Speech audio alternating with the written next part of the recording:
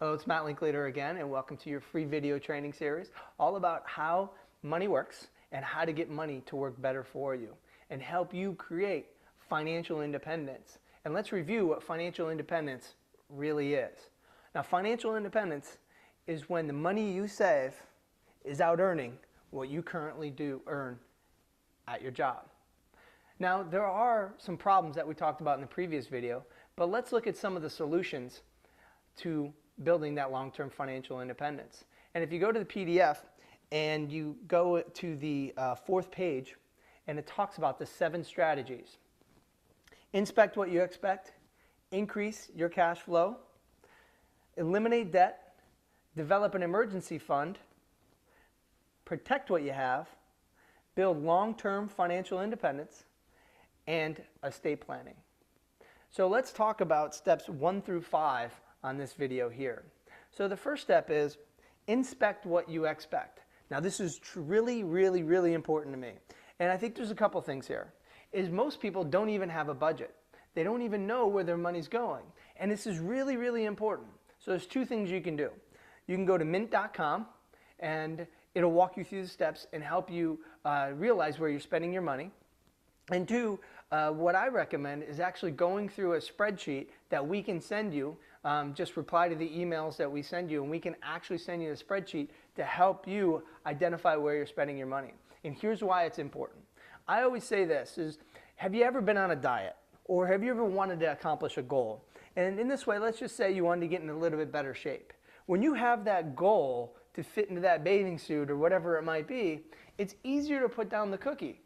But if you don't have that goal, it's harder to put down the cookie. So what I'm telling you is that just like many of our eating habits are very emotional, so are our spending habits. So you really need to inspect what you expect, because when you're really focusing in on a goal, it's easier to not spend emotionally. Very important idea there. The other thing is this. I recently sat down with a gentleman who actually was saving his money in an account that I actually recommend. And he said this, Matt, I'm not happy I put my money in this. Now, I didn't recommend it to him, but I said, okay, well, let me take a look. So since 2005, he averaged an 8% rate of return with 0 risk to his money. Now, let me ask you, how would you have liked an 8% rate of return from 2005 to 2012 with 0 risk to your money?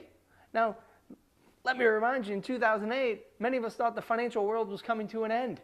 So he averaged 8% with no risk to his money. So he wasn't inspecting what he expected. So you have to know where you are to where you want to be. And it's very important. The other thing is increasing cash flow. Now there's a few ideas here on how to help you increase your cash flow. First, the easiest idea is this, is do you get a tax return every year? Now, the average that I hear out there with the people that we meet with is they're getting anywhere from $3,000 to $3,500 back in their tax returns every year. And so this is what you're doing. You're lending that money to Uncle Sam for a full year. He's collecting that interest and then giving your money back to you at the end of the year in your tax return. Now that's insane. So how do we get that money back into your paycheck? So very simply, if you go to your HR department and you can just increase the amount of dependents you have, I see the average per dependent is somewhere around $350 that you can get right back into your paycheck. And now you can increase your cash flow and start saving that money.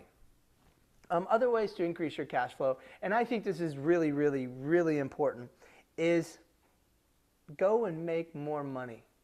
And the reason I say that is because nobody else is going to tell you that you can make more money. And one thing I hope that you get from me is you feel empowered to go make more money. So for instance, I find many people get in their own way. They don't want to put in their resume for the job, or they say, well, it's not worth making 10-20% more. I don't like the boss there, or whatever it might be. But I want to tell you this. What do you work? 8 hours a day? Maximize whatever you can do during those 8 hours a day. Create more value at the job you're currently at, and get those promotions. I think that's really important to have that kind of mentality. The next thing is eliminate debt. Now this is really a key concept here. If you go to your book here, Eliminating Debt is on page 7. Now, there's really simple formula to eliminate debt. And if you look on page 7, it talks about, you have a car loan, you have a house loan, you have a credit card and a store card. So the average American, we say, is $10,000 in credit card debt. That seems to be the average out there. They have cars and house loans. But do you know that if you just pay off your debt in the normal fashion, that in the minimum payments that they're telling you to pay off, that it's going to take you about 26 or 28 years to pay off your debt. Now, by not even adding any more money to your debt, by just servicing your debt in a fashion where you are actually paying off the highest cash flow, I'll give you an example in a moment, you can cut your debt service off in half. So basically, from going from 28 years down to 14 years, you can eliminate your debt. Now let me explain. Let's say you have a car loan and a credit card loan. Let's say your car loan is $500, and let's say your credit card is $300. So the idea is that most people would pay off their credit card because you have a 17% interest, and the car loan has a 5% interest. But the reality is you want to pay off whichever one has the least amount of payments. So let's say your credit card, you have a $1,000 credit card, and you're paying $300 towards it. What you want to do is pay that off as fast as you can, and then take that $300 and roll it into your car loan. So now, once that credit card's paid off, instead of going out and spending that $300, take that $300 and roll it into the car loan, and now pay $800 to your car loan. Now, it's just a simple idea. We actually, at DL Safe Money, or at our company here, we have a software program where you give us their debt, the payment, and the interest rate, and we put it into our software program, and it kicks out a plan to help accelerate your debt pay down. Now, this isn't a debt consolidation service. We're not telling you to add any more money or anything of that nature. We just really want to help you pay down your debt in the most strategic way possible. So if you have some debt problems, get in touch with us. We'll help you out. The next thing on page 11 is developing an emergency fund. Now, you need an emergency fund. Have you ever tried to save money in an emergency fund in your checking account? What happens is you put the $25 or $50 a month and you say, I'm just going to leave it there. But what happens? We dip into it and then it's not there for us. So there's certain things that you need an emergency fund. And here's the idea. You need to act like a squirrel when it comes to your money. You need to hide your nuts for the winter. You need to hide your food for when the winter months come, when that tragedy hits. So where do you put your emergency money? Well, there's 4 things. It needs to be in a place that's safe. It needs to be earning a better rate than your checking account. It needs to be completely liquid, and it needs to be completely separate from your checking account and funded systematically. Now, what do I mean by systematically? Electronic funds transfer is what they call it. So what I recommend you going is to like the ING Orange account. It's 100% liquid. They actually give you checks that you can write against the account, and you can do it on a systematic basis every month. So start with $25. Start with $30. Get up to $100 and just kind of sweep it into that each and every month. And create that emergency fund so when that rainy day happens, you have it there for you.